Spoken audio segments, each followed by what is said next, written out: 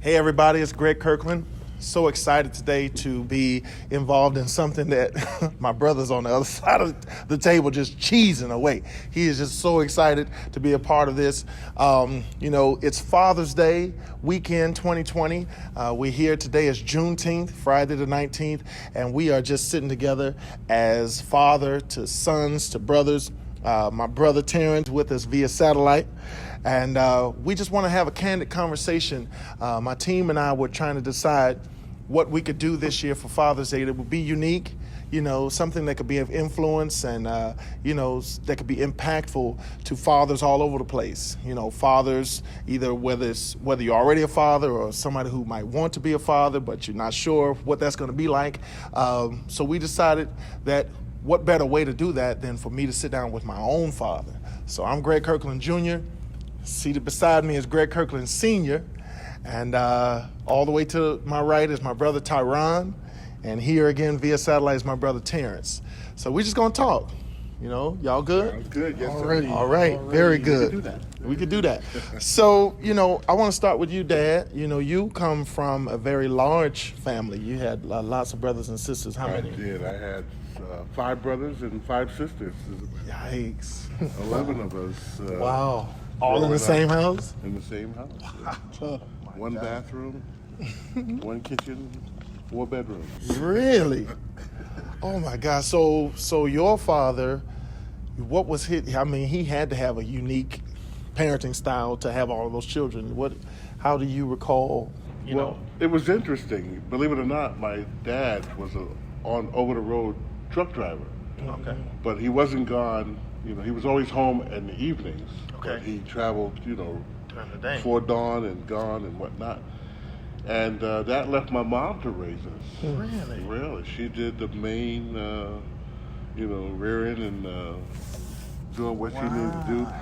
And if it ever came a point where she couldn't, then she would leave word with her husband, my dad, and he would... the muscle. He would go home, eat dinner, go to bed, and he would get up a few minutes earlier to wake up the accused and do what he had to do to get them in order. Okay. If I was ever in the room while the older ones were getting it, then I got to hear it too. I never got it. Oh, really? I learned from watching that. Smart man.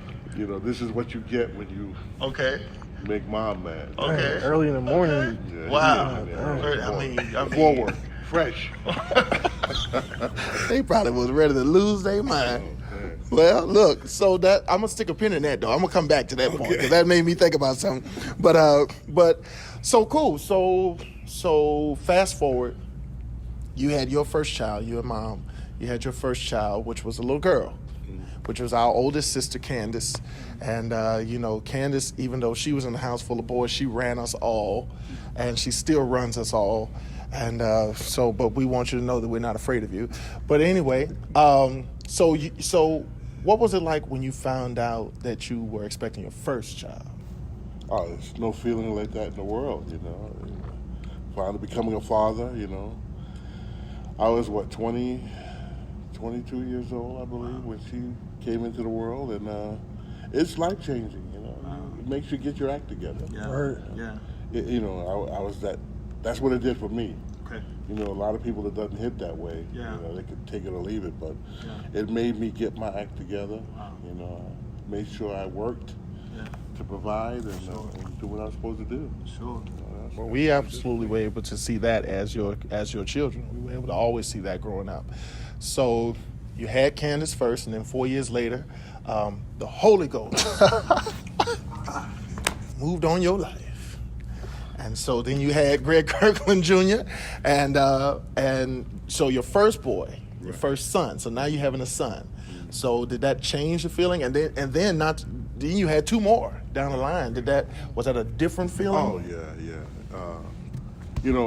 When you have a daughter, that you give them the love and you get the sweetness out of dad, and it makes you who you are. Sure. But when the boy comes along, you already have the feelings established on how you want to treat your second child. But being a boy, now you got a running partner. You want to show him the world. Wow. you know, and teach them what you know, Wow. which is a little closer than you do with your girl. The girl's gonna learn from her mom. Sure. But with you, you know, early on, you were with me at every rehearsal. I played remember that. music. You know, you went everywhere. You never cried. I mean, you just absorbed it all in, and we did that for the first 4-5 years of your life. You Wow. know, and Wow. we were just running partners. And I do remember that. I remember singing "I Can't Get Next to You" by the Temptations for every talent show in the county. Huh? I always say in the church, Big Mama was my first manager. But when it came to music, you were my first manager because, you know, I was always running around singing, you know. So I remember that. I remember being at the rehearsals and being at the shows, sitting on your lap and having the shirt on that said G-Man or Gregory, you know. So I remember that, you know. Now, I was going to go somewhere else, but I think I'll skip and come back because you mentioned having a daughter first and then having a son. You know, which was my testimony as well. I had 2 girls, Kirsten and Kyla, which are now 13 and 14. And then Carter came 2017. And now here I am on my 4th child, which is also a boy. So I had 2 girls and 2 boys. And so I know that. But I would also attribute that to Tyron. You know, Tyron, you came into a marriage with someone who already had a child, which was a daughter, Right. which was a little girl, Right. you know. And so before we go into your own experience as a biological father with your son, what was that like as a bonus dad, as my wife would say? Right. It was. I feel like it's something that I'm continuing to still learn to do to this day. Like honestly, like I said, like you said, after having my own child, I can kind of compare the two. It may be one of the hardest things that I you know decided to be a part of. Wow. Just because you know it's basically you know like 2 relationships. Like I had I married Amanda. And you like, married Naomi? Yeah, right, pretty much, right, Wow. yeah, pretty much. So it's to the point where like I had to get to know Amanda to the point where you know let her know me and who I am, and then the same thing happened with Naomi. But like it started off pretty rough, but I think there have been a lot of joy and love that's come since then. And it kind of pushed me to keep it going. Like I know even through the hard times, there's gonna come a time when all of it's gonna pay off, and I'm ecstatic about that time. And but it's definitely learned me. It grew me up too. Like it was one of the things where like I made the decision to live the life that I live. So I had to kind of get ready for it. Wow. But it's definitely molded me to being the person I am today. Okay, so before I move on, I have a feeling that you will probably be a talking guest on the Bonus Club at some point in time, because my wife is probably going to have you. Welcome me. Where Hey, this is my thing right now. You talk about her later. But okay, but now fast forward. You had a son. Now you have Jackson.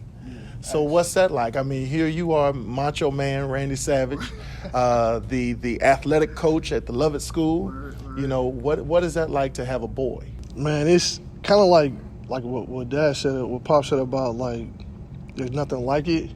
Like I said, you know, having a bonus child, you kind of have a leg up on things. Like you kind of get a little taste of it. But having Jax, like I still have trouble kind of putting words to it. It's like nothing that I've ever experienced, nothing that I could have ever prepared for. It's unreal to this day. Like watching him grow and just how he's developing and how he's learning so much and just becoming a little me is crazy, cuz it's crazy. You, right? Beware. But it's just every day is something different, man. Wow. Like it's a new challenge. It's a new beginning. It's unreal. It's in it, and by far it's my best accomplishment by far. Wow. Easily. That's Easily, amazing. cuz. That's amazing to hear. Easily, like hands down. Like I love my wife. I love being married. I love that union. Man. But But it's nothing like having a son. Huh? nothing Got like a it, son. cuz. No, I get that. So Terrence, you know, I'm gonna come to you now because before, you know, we're gonna talk about you being a future father. You know, But before talking about you being a future father, now Tyron is your twin brother. What was it like for you to find out that your brother, who you came out the womb with, was having a child? I mean, now you're going to be uncle, which you've been uncle already before with some of the other ones, but what was that like for you when you found out that your twin was having a child? I believe when I remember hearing he had a son on the way and just a baby itself, it was pretty surreal. Having the relationship I've had with Tyron throughout the years, as a twin, we've always shared things. We've been through so much together, and to see him take that step into fatherhood, I thought it was pretty inspiring for one. And I knew it would change him, and I knew it would make him a man that he is today. So I was surprised by it, and it felt good. It felt different out of all the other nieces and nephews that I have. But it was a beautiful thing to see. Wow. Wow. It helped me to look forward to me having children. And, wow. Okay. So I've learned from you all, to be honest. Wow. As fathers and brothers Sure. who have children, I can only sit back and take notes and admire how you guys do your thing and look forward to the day I have a son myself. That's awesome, man, and thank you for that. Do you feel that? So having said that, it sounds to me like what you're saying is that it's very important to see the example of other men raise children as well, to kind of help you or give you some level of guidance or direction. Would you say that to be true? Definitely. You have your own inspirations, you have your own motivation, and you can learn from the people around you, your peers, the people you're related to, your father, your brothers. I think it's a beautiful thing. I thought my dad did a great job. I think my brothers are doing a great job, and it's just more motivation for me to do the same. Boo-hoo. Thank you. Dad, you look like you have something to say to Terrence? Well, it made me think back to when you guys were coming up. We have no book to follow as we raise our children. Absolutely. You hope you do the best you can. Yeah. And I guess every time something shows that you guys got it, it gives me the thrill of saying, hey, I'm getting it too. Well, I like that. I ain't the only one. Wow. I like that. Wow. I mean, there's so many things that we could think back, on our upbringing that, it always was interesting to hear people call us the Huxtables. I heard that so often, it's interesting as we think back and reflect over our relationship with you, and when we think back and look back over our upbringing, when you think about how many brothers and sisters, but brothers particularly, didn't have that. People call us the Huxtables because we were not the norm. I remember I used to say to people, why you say that? What makes us so unique? Until I got older and I realized that we were unique. It wasn't. It's not the norm. We grew up in a 2-parent household. Every day was different. Some days we all got along and some days we had our moments. But, for the most part, to grow up in a house where we knew that our mom and dad were both coming home. We knew that if we acted up in school that we were going to get it from both of y'all, and that is so interesting even as an adult, as an adult man. This is God's honest truth. When my phone rings and I see that it's my dad, before I answer the phone, I said, okay, what was I supposed to come over there and cut the grass? Well, what did I, before I say hello, I want to know, there's some. It's the walk to the principal's office. It's just, okay, what could this be? Okay, and then I say hello, and he said, hey, and from there, it's always a pleasant surprise when it's just pleasantries or when it's just, but for the most part, and that's not from fear, that's from love and adoration and the desire to make sure that even as an adult man, that I'm not disappointing you, that I haven't done something that would make you say, hey man, get your stuff together, what you doing, what's going on, and so I only hope and pray that I can raise my sons to have, and daughters, but particularly sons in this regard, because we're in a time now where, black men are just, I think they always have been, but here in 2020, Jesus, so the idea of being able to be that level of influence on my sons to where I hope that one day when I call them, they have to do a inward check first. Yeah, to make sure that they have done what they were supposed to do before they answer that phone. So what brings me to my point. Remember I told you, I said stick a quarter in the meat, I was gonna come back. So you talked about your father's discipline. And I remember when I first had Kirsten and Kyla, and you gave me a piece of advice. I don't know if you remember that piece of advice, but I'll just go ahead and let you know. You told me, you said, now that you have kids, beat them for everything. Everything. You said, beat them for everything. And beat them now. For everything they do, beat them. Beat them now. And you said, because if you beat them now, when they get to be a certain age, you won't have to beat them. Okay? And so I remember, Tyron, I don't know if you remember, Terrence, I don't know if you remember, but we had some we named them. It was like storms, like hurricanes. There was a Target slap. Walking through, I remember that. Walking through Target and going back and forth with Tyron. It was always Tyron. Got us all in trouble. I'm going back and forth with Tyron. And next thing I know, it was like the hand of God just came out of nowhere. I think I still got whiplash to this day. That's a good point. But just to lend a hand to that,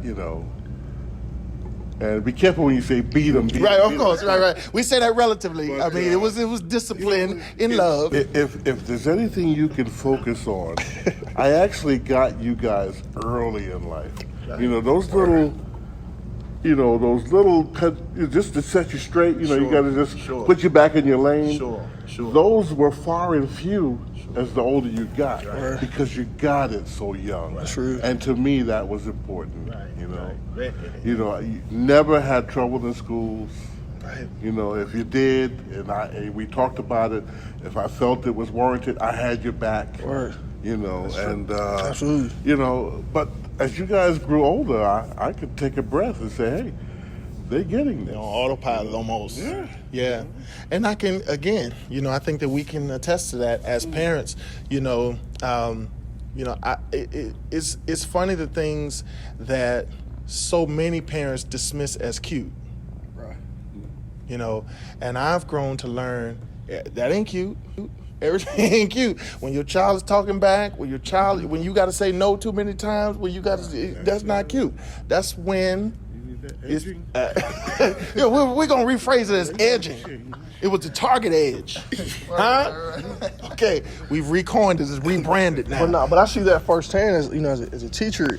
You can tell the kids who have had that coming up. Wow. Into the ones who need it, and I say need it because it's a necessity to where like their behavior is hurting them getting their education. It's a distraction. Wow. To the point where it's a couple things. Nobody wants to deal with them, or like whether it's their peers or teachers. So it's like I kind of wish kids had the same upbringing. Like I take pride in the upbringing that I have. Like I take pride in the fact that I like, because of how things are now. Some people are tough, and there's no love.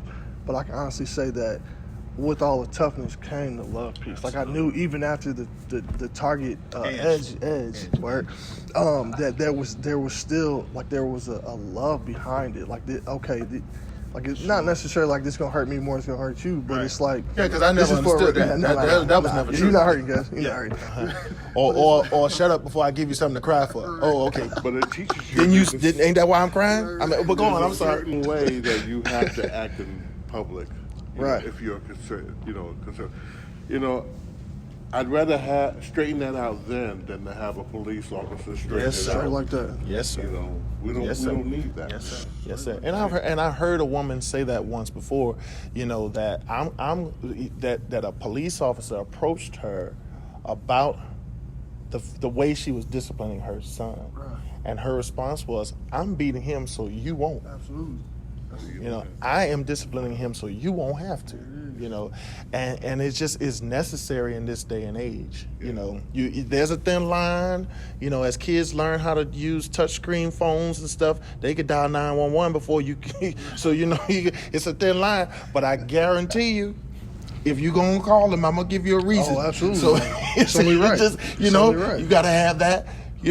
So Terrence, I hope we're not scaring you, as you consider, but listen to us, edge your kids, huh? Our plan to. Oh, yes, sir. You know what's funny, what was said that I agree with? Daddy mentioned how his older brothers, he was able to see what not to do. And I could say that with you and Tyron and how mischievous he was. My goodness. I was able to watch from distance and see what not to do. I mean, didn't he was always in something. Always in something. Goodness. Hey. But you grew up to be a fine young man. Hey, I'll take that. You're a teacher, you're a coach, you're a bonus dad, you're a dad, you're a husband. There it is. You're doing good. And his son will make him pay for all the stuff he did. And his son going to be just like that. You already started. Yeah. I do believe that. His son has a great golf swing. Says the TV. Yeah. I see that. Well, I think this has been great. Right before we wrap up, I heard, y'all know I'm a church boy, so, a lot of what I do, I attribute to my church, churchdom. And one of the things that we learn in church is that some things are caught and not taught. Right. And, what that means is that there are some things that, you just learn from observing and just learn from watching, And so for me, one of the things I can attribute, because we're talking about fatherhood, but there's also a level of husbandry that's involved in this. All four of us are husbands now. All four of us, either have children or are hoping to have some to come. With that, one of the things that I caught that was not taught was I learned I can't think of as a young man, as a boy, as a little boy, I can't think of too many nights that you came home empty-handed. That's something that I have carried even into my marriage. I always remember in New York, the chips it was Bonton chips, or it was the Nathan's fries or shrimp I always remember when you came home, because you were always a musician, you always worked hard, so you would keep a day job or multiple, and then still, be a bass player. And so between work and rehearsals and things like that, there were times where you would be out till late. And but even in your being out till late, I don't know what I was still doing up, because I would remember you coming home. But I always remember you coming home with something in hand. I always remember that. I remember, at times when even if we were going to do a road trip, I remember there was once that, since we've been here in Atlanta, we were going to do a road trip that you were not going to go to. The rest of us were going to go to.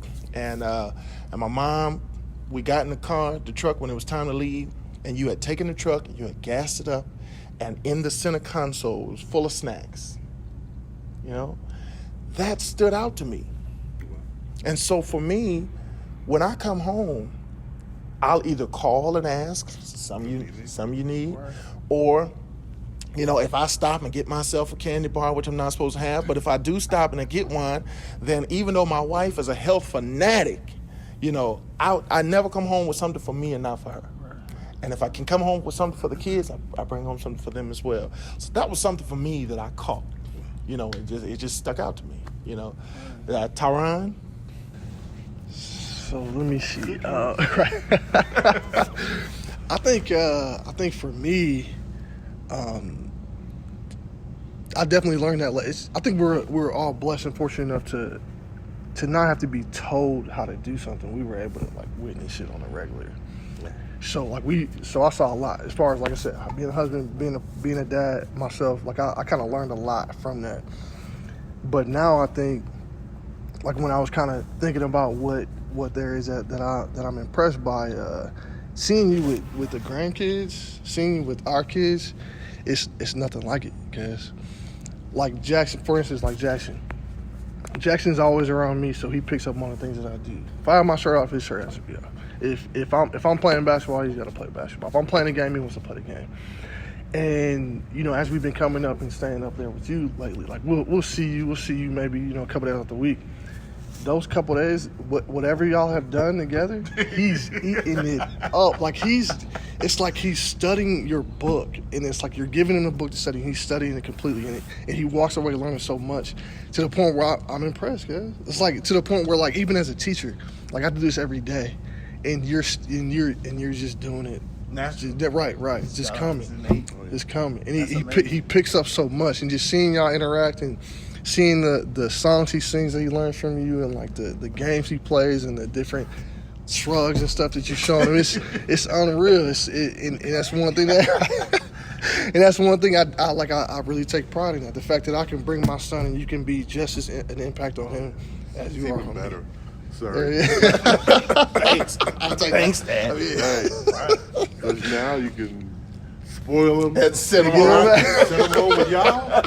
Thanks. Oh, yeah, we see that too. Thanks. That's next year, Father's Day. Don't worry about it. Terrence?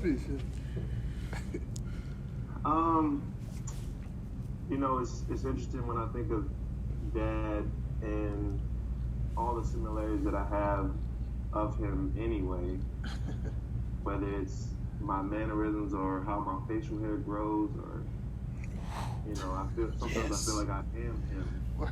Wow. But I just take everything, from music. The love of music that we have is a lot from him. Right.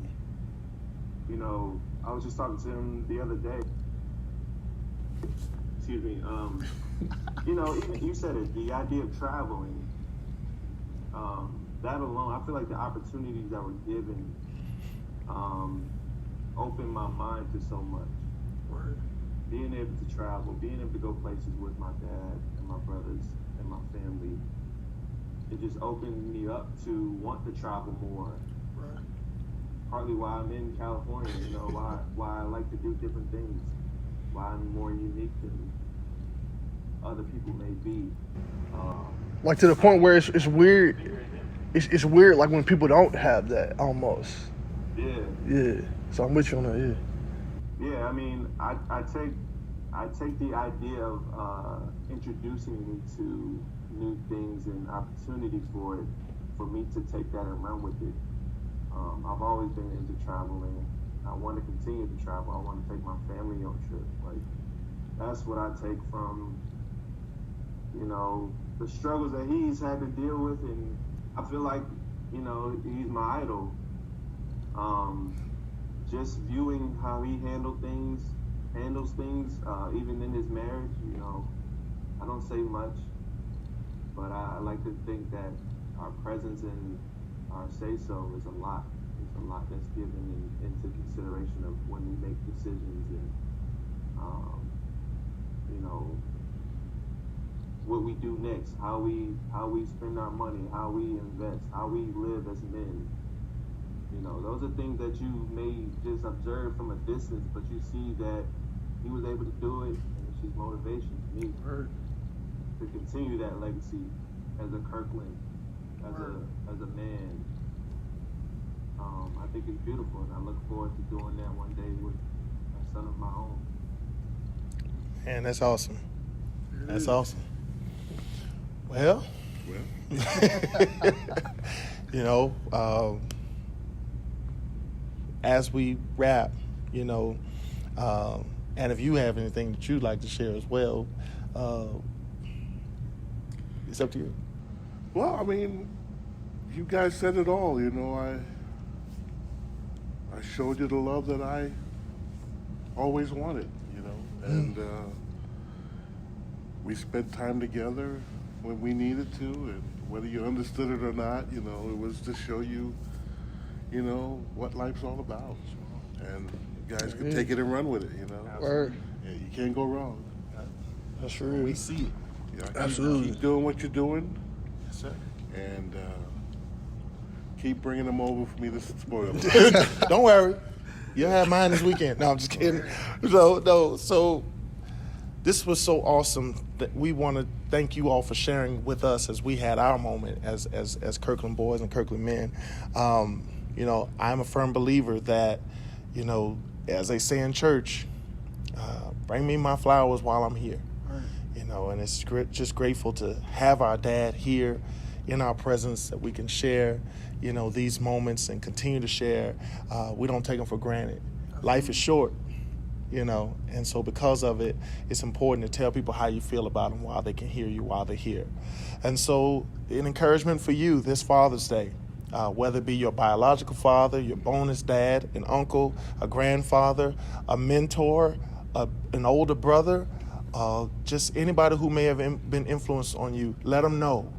Let them know how much you appreciate them.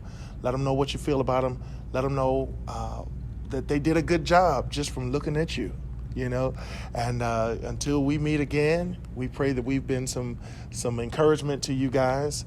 And happy Father's Day to all the fathers out there. And stay strong. And Black Lives Matter.